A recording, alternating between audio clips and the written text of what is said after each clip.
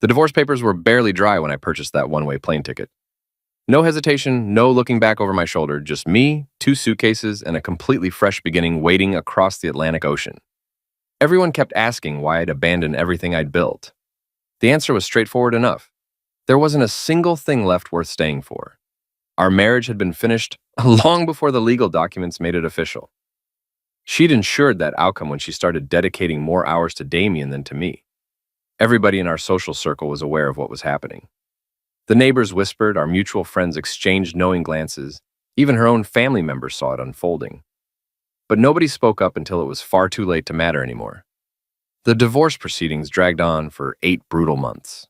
8 months of attorney meetings, heated arguments about property division, and watching her perform the role of sufferer in a disaster she'd orchestrated herself.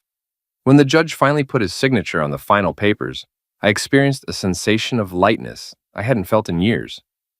No more constant tension hanging in the air, no more elaborate lies to navigate, no more pretending our relationship was salvageable when it clearly wasn't. Within 3 weeks, I'd liquidated most of my possessions, resigned from my position at the manufacturing plant, and secured employment overseas.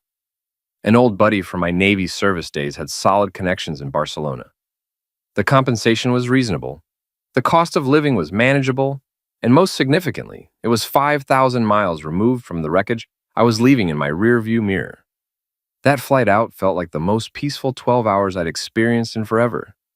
No phone calls interrupting my thoughts, no manufactured drama, just clouds stretching endlessly in blessed silence. When I finally landed, the crushing weight I'd been carrying around just lifted. This relocation was precisely what I needed to reclaim my life. Getting established in Barcelona turned out to be less complicated than I'd anticipated. I located a modest place near the Gothic Quarter. Nothing luxurious, but it was comfortable and suited my needs perfectly. The logistics job was straightforward enough, managing shipments for an export company. My Spanish was absolutely terrible initially, but the locals were remarkably patient while I stumbled through basic phrases. Within about a month, I developed a solid routine. Work during the day, explore different parts of the city in my free time, practice the language, connect with new people. Real, genuine individuals who didn't know a single thing about my complicated past and weren't particularly interested in digging into it. Then, roughly 6 weeks after I'd gotten settled, my phone absolutely exploded with notifications. Messages flooding in from old friends back home. Screenshots filling my screen, photos everywhere. She'd gotten married to Damien, which was completely predictable. The wedding appeared expensive as hell. Large venue, massive guest list, the complete production. The photographs showed her in an elaborate white dress, beaming like she'd just won the lottery jackpot. I examined the pictures for perhaps 30 seconds, then deleted every single message. Good for her, I thought to myself. She obtained exactly what she wanted. I had what I wanted too, and it had absolutely nothing to do with her anymore. But then, Brendan sent me a text message. He'd actually attended the wedding. An old friend who'd somehow managed to remain neutral throughout the entire divorce ordeal. His message was brief and cryptic. Dude, you dodged a serious bullet. Trust me on this one. I didn't respond immediately. What was there to say? I already understood I'd dodged a bullet. The fact that she married Damien so incredibly quickly just confirmed what I'd suspected all along. This wasn't some brand new relationship that developed after our separation. It had been continuing for quite a while, probably much longer than I wanted to think about seriously. The next message from Brendan arrived about an hour later. The reception was absolutely wild. Something happened. She completely lost it in front of everyone there. I'll fill you in later, but man, you picked the perfect time to leave the country. That definitely got my attention. She lost control at her own wedding reception? That didn't sound remotely like her character. She was always so meticulous about maintaining appearances, so deeply concerned with what people thought about her. For her to lose her composure in public view, something genuinely serious must have occurred. I typed back, "What do you mean she lost it?" 3 dots appeared on my screen, then disappeared, then appeared again. Finally, his response came through. Can't text at all, too much to explain. But someone said something during the toasts, and she went completely pale, like she'd just seen a ghost. Then she spent the remainder of the night looking absolutely miserable. Damien looked confused as hell. Nobody in attendance knew what was going on. I set my phone down on the counter and walked out onto my small balcony. The Barcelona evening was pleasantly warm, the street below bustling with people heading to dinner destinations, couples walking hand in hand. Life here operated at a fundamentally different pace. People actually seemed to enjoy the experience of living instead of just grinding through each day trying to survive. Whatever happened at that reception wasn't my concern anymore. She'd made her choices deliberately, and I'd made mine with equal clarity. If she was experiencing regrets or dealing with consequences now, that burden was entirely on her. I'd devoted enough years attempting to repair things that were fundamentally broken beyond fixing. My phone buzzed again with another notification. Another message, but this time it wasn't from Brendan. This time it was from a number I'd kept stored but never genuinely expected to see appear again. Her number. The message was remarkably simple. Can we talk? I stared at those 3 words for an extended period. 2 months ago, I would have responded immediately, desperate and anxious to hear whatever she had to say. 2 months ago, I still harbored some hope that perhaps things could somehow work themselves out, that maybe she'd realize what she was throwing away. But that was 2 months in the past. That was a fundamentally different person living a different life. The person I was now, standing on a balcony in Barcelona with a new job and a genuine fresh start, didn't need to have that conversation. I turned my phone completely off and went back inside my apartment. Whatever she wanted to discuss could wait indefinitely. Or better yet, it could remain permanently unsaid. Some conversations simply aren't worth having, especially when you already know exactly how they'll conclude. The following morning, I powered my phone back on. 7 missed calls, all originating from her number. No voicemails left, just the calls themselves. Then, 1 text message. Please, it's important. I deleted all the notifications and headed to work. Important to her, perhaps, but not to me. Not anymore. Brendan called me that evening.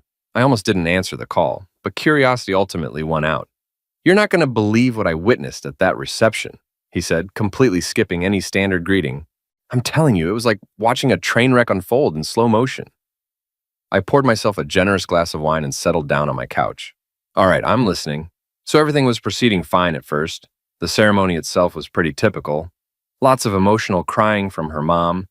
Damien looking smugger than hell. Then we transitioned to the reception. Open bar, fancy expensive food, the usual wedding fare. About an hour in, they begin doing the traditional toasts. Let me guess. Someone made an uncomfortable joke about how fast they got married. Worse. Way worse than that. Brendan paused for dramatic effect. Her cousin Sienna stood up. You remember Sienna, right? The one who never really liked Damien from the start? I did remember her clearly. Sienna was always refreshingly straightforward, sometimes brutally honest to a fault. She'd actually warned my ex about Damien years ago, said he wasn't the type to genuinely settle down with anyone. Sienna gets up there with her champagne glass, Brendan continued, and she launches into this toast about love and commitment. Standard wedding speech stuff.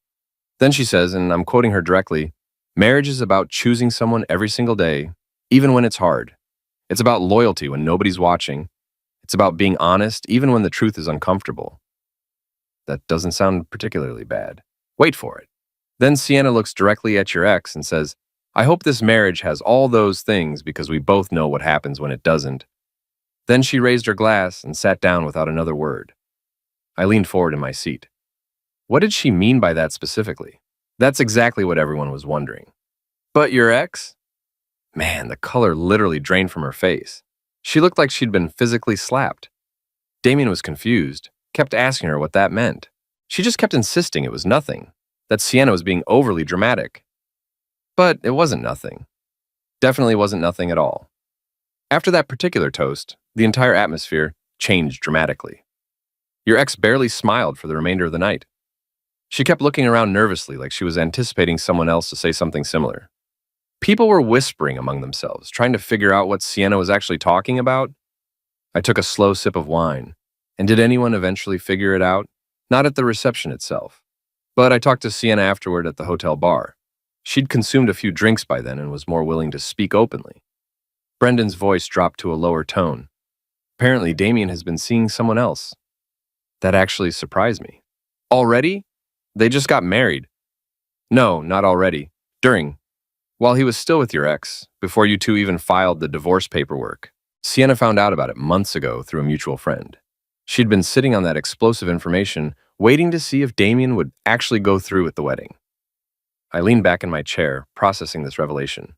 So she married a guy who was cheating on her while he was cheating on me with her. Poetic justice, right? Sienna said she couldn't sit there and toast their marriage knowing what she knew. So she gave that speech, just vague enough to not cause an immediate scene, but clear enough that your ex would understand exactly what she was talking about. Does Damien know that she knows? I don't think so, but your ex definitely understood the message loud and clear. After the reception ended, I saw her in the hallway near the bathrooms. She was on her phone crying hard. Not the happy crying from earlier in the ceremony, actual upset crying. For a brief moment, part of me felt vindicated. She'd abandoned our marriage for someone who turned out to be exactly what everyone had warned her about. But another part of me felt something different. Not sympathy exactly, but maybe recognition. I knew intimately what it felt like to discover the person you trusted was lying to your face. That's probably why she's been calling you repeatedly, Brendan said. She's realizing what she gave up. She didn't give up anything. She threw it away deliberately. There's a significant difference. True enough. So what are you going to do? Are you going to talk to her? I looked out at the Barcelona skyline, the sun setting beautifully behind the buildings. No, what would be the point? Even if everything you're telling me is completely accurate, it doesn't change a single thing. She made her choice, and I made mine. I'm not interested in being her backup plan or her shoulder to cry on. Good, because honestly, she doesn't deserve that from you. You've moved on with your life. Let her deal with the mess she created herself. After we disconnected the call, I sat there thinking about Sienna's toast, about loyalty when nobody's watching, and about being honest even when the truth is uncomfortable. Those were the exact qualities that were missing from my marriage. The exact things I'd asked for repeatedly and never received. My phone buzzed again with another notification. Another text from her. I know you're seeing these messages. Please, just 5 minutes, that's all I'm asking. 5 minutes. She wanted 5 minutes of my time. After years of elaborate lies and months of contentious divorce proceedings, after moving on with Damien before our marriage was even officially over, after getting married just weeks after our divorce was finalized. I typed back a single word. Why? The response came immediately.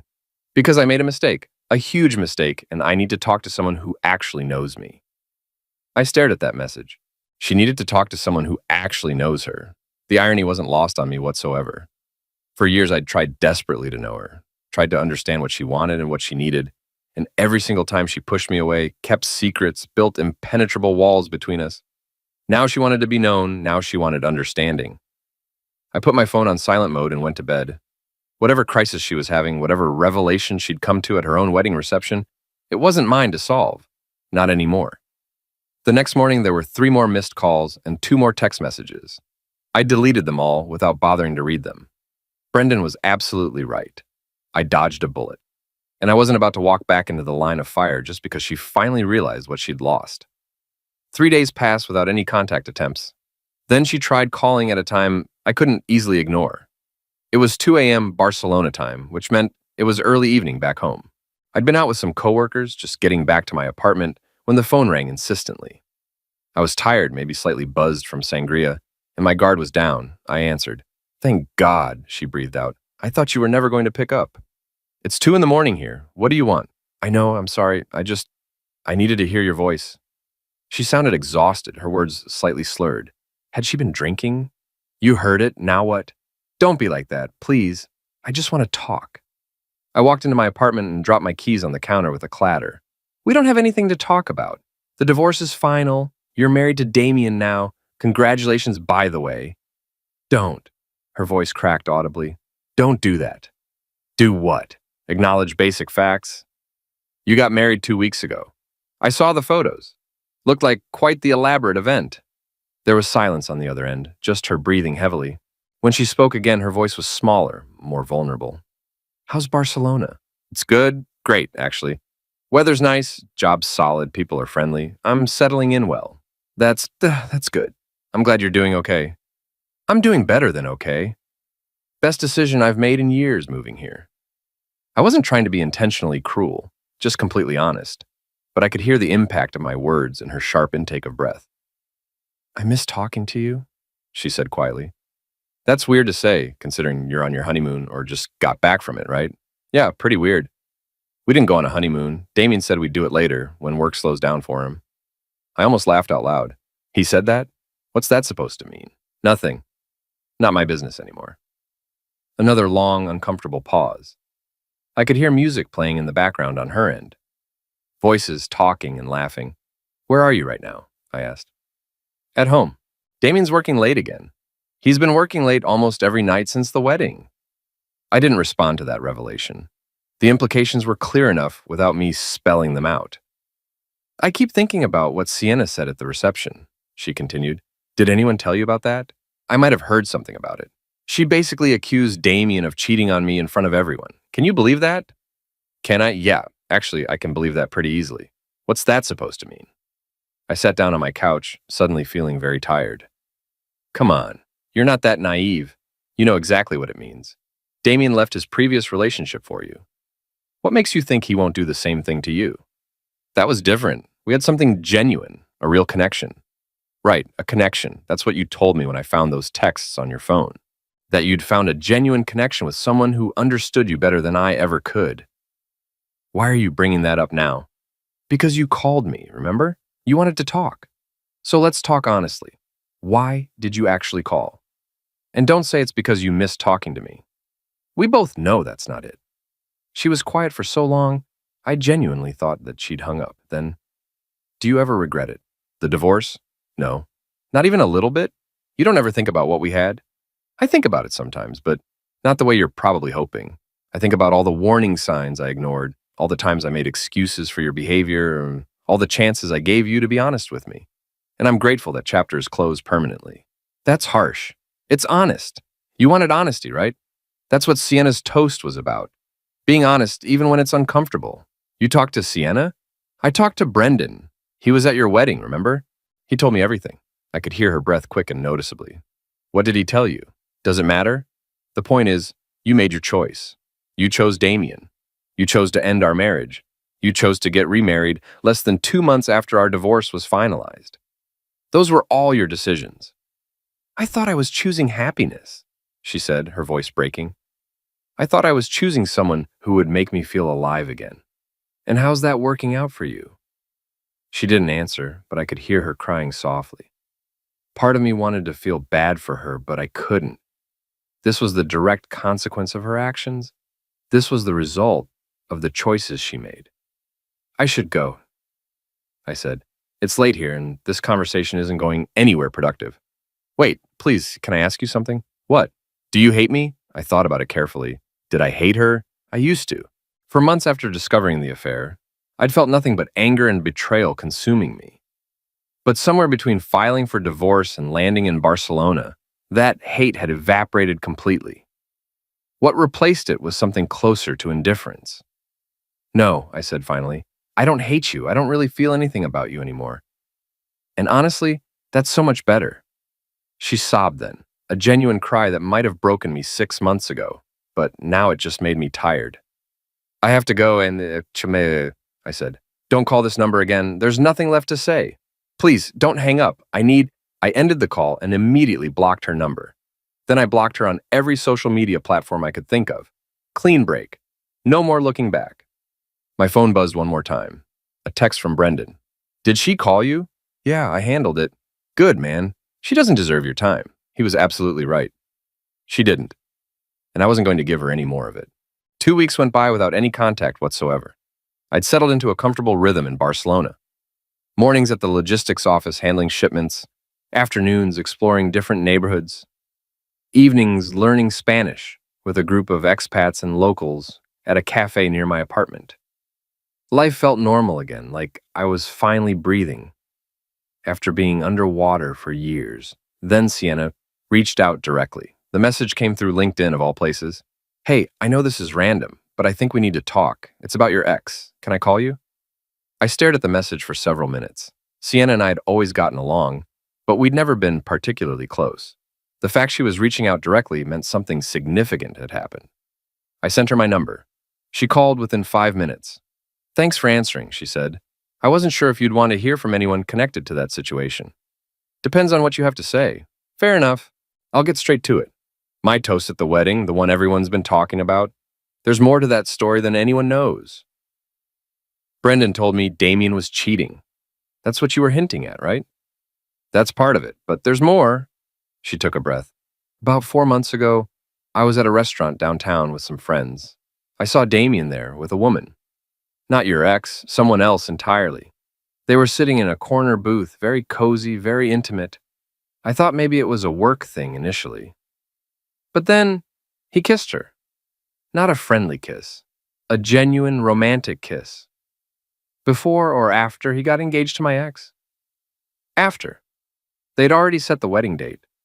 I took a photo because I knew nobody would believe me otherwise. I showed it to my friend Hannah, who knows Damien through work circles. She confirmed that the woman in the photo is someone he's been seeing for over a year. Her name's Vivian. I processed this information carefully.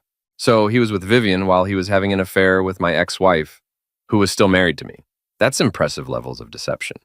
It gets worse. Hannah did some digging. Vivian didn't know about your ex. She thought she was Damien's only girlfriend. When she found out about the engagement, she confronted him. He told her the marriage was just for appearances, for his career, that he'd continue seeing her afterward. And she believed him? Apparently, at least for a while. But then, about a week before the wedding, Vivian showed up at your ex-wife's workplace, caused a scene in the parking lot.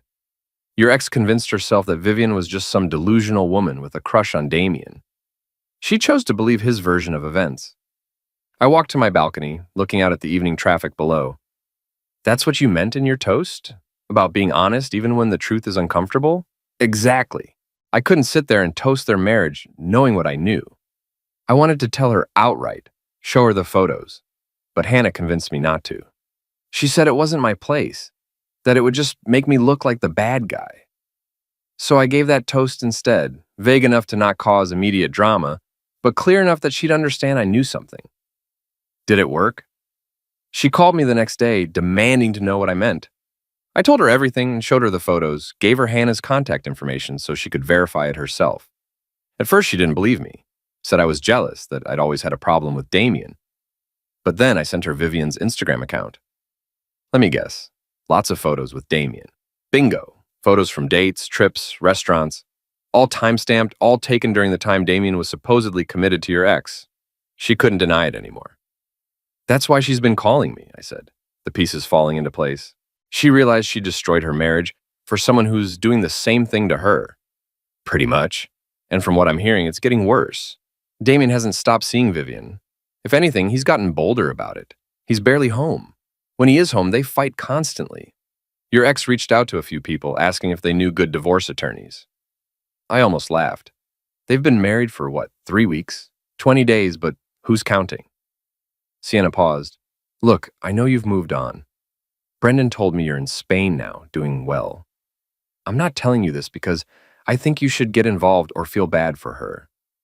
I'm telling you because she's probably going to try reaching out again, and you should know the full picture. I blocked her number after she called me last time. She'll find another way. She's desperate. Not because she wants you back necessarily, but because she needs someone to validate that she's not crazy for feeling betrayed. Problem is, she betrayed you in the exact same way, so any sympathy she's looking for isn't going to come easy. She's not getting it from me, that's for sure. Good. You don't owe her anything. I just wanted you to have all the information. Sienna hesitated. For what it's worth, I always thought she was making a mistake leaving you. Damien's charming on the surface, but there's nothing underneath. You're better off without her. After we hung up, I sat on my balcony for a long time, watching the sunset over Barcelona. The situation back home was almost poetic in its irony. She'd left a faithful husband for an affair partner who turned out to be exactly what everyone warned her about. Now she was living the same nightmare she'd put me through.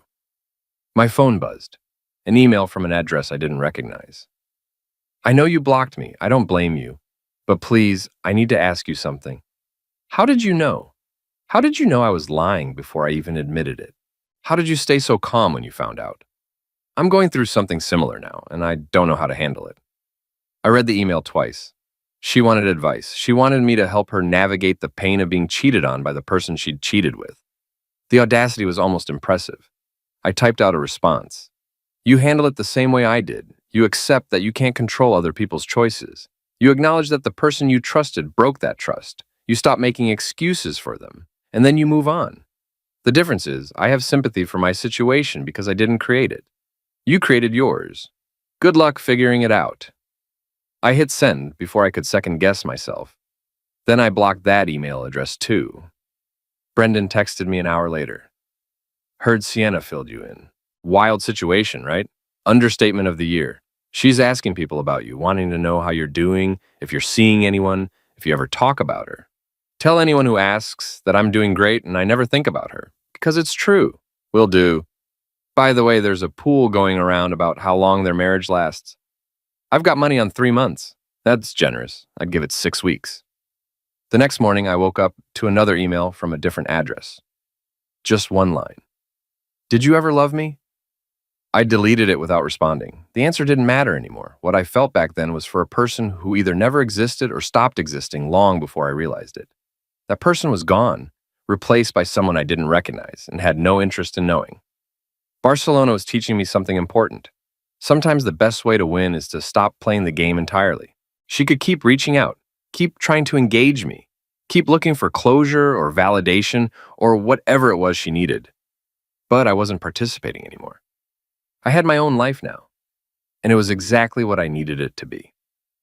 A month passed. I'd stopped checking for messages from unknown numbers or suspicious emails. Whatever crisis she was navigating wasn't my concern anymore. My Spanish had improved enough to hold basic conversations without embarrassing myself. I'd gotten promoted to senior coordinator at work, and I'd started seeing someone. Nothing serious yet, just coffee dates and walks along the beach with a woman named Catalina who worked at the cafe where I practiced Spanish. Life was good, genuinely good. Then Brendan called again. Man, you need to hear this. It's getting messy back here. I was at a tapas bar with coworkers halfway through my second beer. I'm really not interested in updates about her situation. I know, but this is significant. She filed for divorce 5 weeks after the wedding. It's all over social media. People are losing their minds. I excused myself from the table and walked outside. 5 weeks. That's got to be some kind of record. It gets better. She's claiming fraud, says Damien misrepresented himself, that he was in another relationship the entire time. Her lawyer's arguing the marriage should be annulled. Is that even possible? Apparently it's a gray area, but here's the thing that's making it complicated. Damien is fighting it. He says the marriage is valid and he wants spousal support. I couldn't help it. I laughed. Spousal support? They were married for 5 weeks. That's what everyone's saying, but Damien quit his job 2 weeks after the wedding, claims he did it because she wanted him to focus on starting a family business together. Now he's saying she owes him financial support while he looks for new work. That's insane. He has to be lying. Probably. But he's got texts, apparently. Messages where she talked about them working together, building something. Her lawyers saying she was talking hypothetically, that there was no genuine plan. It's turning into a complete circus. I leaned against the stone wall outside the bar, processing this information. What about Vivian? Is she involved in any of this? That's another layer.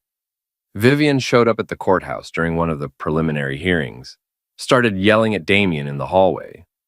Security had to escort her out.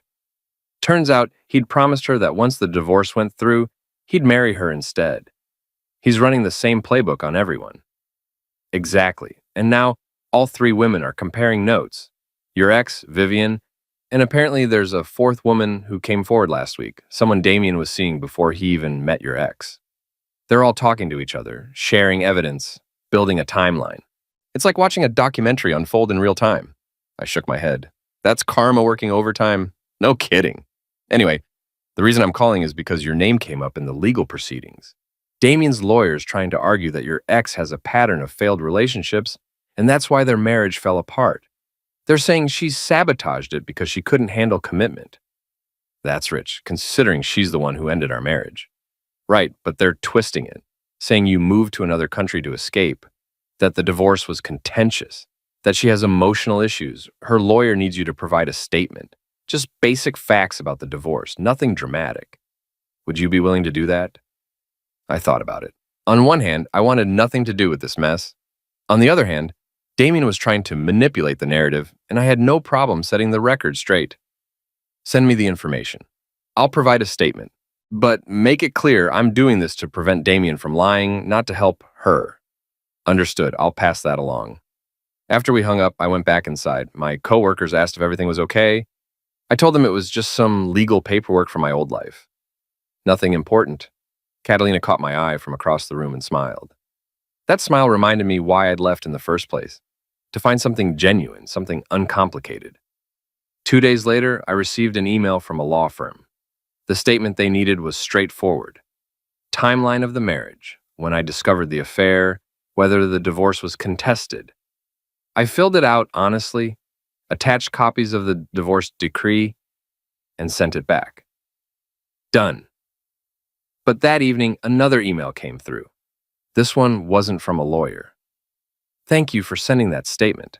I know you didn't have to. My attorney showed me a copy. You could have made me look terrible, but you stuck to facts. That means more than you know. I hope Barcelona is everything you wanted it to be. I hope you're happy. You deserve that. I'm sorry I couldn't give it to you. I read it 3 times. There was something different about this message. No manipulation, no requests for contact, no attempts to engage me in conversation, just acknowledgement and apology. I didn't respond, but I didn't delete it either. Brendan texted me the next week. Court hearing got postponed. Damien's lawyer requested more time to gather evidence. Your ex is freaking out because she can't afford to keep paying her attorney if this drags on. That's not my problem. I know, just keeping you informed. Oh, and her parents basically disowned her. Her dad told her she made her bed, and now she has to lie in it. They're not helping with legal fees. That surprised me. Her parents had always supported her, even when she was clearly in the wrong. For them to cut her off meant they'd reached their limit. What about Damien's family? They're staying out of it completely. His mom apparently told him months ago that marrying your ex was a mistake. Nobody in his family even came to the wedding. They all knew what he was. I set my phone down and looked around my apartment. Sunlight streaming through the windows. Sounds of the city below. A postcard from Catalina on my refrigerator from a weekend trip we'd taken. This was my life now. Peaceful, honest, moving forward. Meanwhile, back home, she was drowning in the consequences of choices she'd made. Part of me felt vindicated, but a larger part just felt grateful that I'd gotten out when I did. My phone buzzed one more time. Another unknown number. Can I ask you one thing? Just one question, and then I won't contact you again. I stared at the message. Against my better judgment, I responded. What? When did you stop loving me? I need to know when I lost you. I typed slowly, choosing each word carefully. I stopped loving you the moment I realized you'd never been honest with me. Not about your feelings, not about Damien, not about anything that mattered. You didn't lose me. You never had me. Not the genuine version of me anyway. Because you never let yourself be genuine with me. I sent it and immediately blocked the number. Catalina called an hour later, asking if I wanted to grab dinner. I said yes without hesitation, because that's what my life was now. Simple questions with simple answers. No hidden agendas, no second guessing, no drama. Just forward momentum. And it felt incredible. 6 months later, Brendan sent me one final update. Thought you'd want to know. The annulment went through. Damien got nothing. Turns out he'd done this before, twice. Both previous marriages lasted under a year. Judge called him a con artist in open court. I was sitting at a cafe with Catalina, planning a trip to Portugal. I read the message and felt nothing. No satisfaction, no vindication, just complete indifference. Everything okay? Catalina asked. Yeah, just closing a chapter that should have closed a long time ago. I typed back to Brendan. Thanks for letting me know. Don't send any more updates. That part of my life is done. Understood. You're living your best life, man. Keep it up. I blocked Brendan's ability to message me about her. Clean slate. That evening, one last email arrived. I almost deleted it without reading, but something made me open it. I heard you're with someone new. I'm happy for you, genuinely. I destroyed something good because I thought I deserved better. Turns out I didn't deserve you at all. I won't contact you again. I finally understand what you meant about moving forward.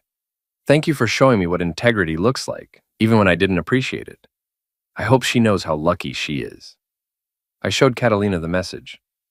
My ex-wife, final goodbye, apparently. She read it and shrugged. You going to respond? No, there's nothing left to say. I deleted the email and every other message I'd saved, cleared the history, removed the numbers, erased the digital trail. Then I turned to Catalina and said, let's book those tickets to Portugal. She smiled. Now, right now. No reason to wait. We spent the next hour planning the trip, laughing over wine, making actual plans with someone who showed up honestly. No games, no hidden agendas, no wondering if I could trust what she was saying. My phone stayed silent for the rest of the night. No messages, no calls, no attempts to pull me back into a past that no longer existed. The divorce was final. The annulment was processed. The chapter was closed. And I was exactly where I needed to be, with someone who chose me every single day, without hesitation, without doubt, without looking for something better. She'd asked when she lost me. The truth was simpler than she realized. She never had me to lose, because she never chose me when it mattered. But Catalina did, and that made all the difference. Barcelona felt like home now, not because of the city itself, but because I'd finally learned what it meant to be chosen by someone who meant it. That was the ending I deserved, the one I'd built for myself.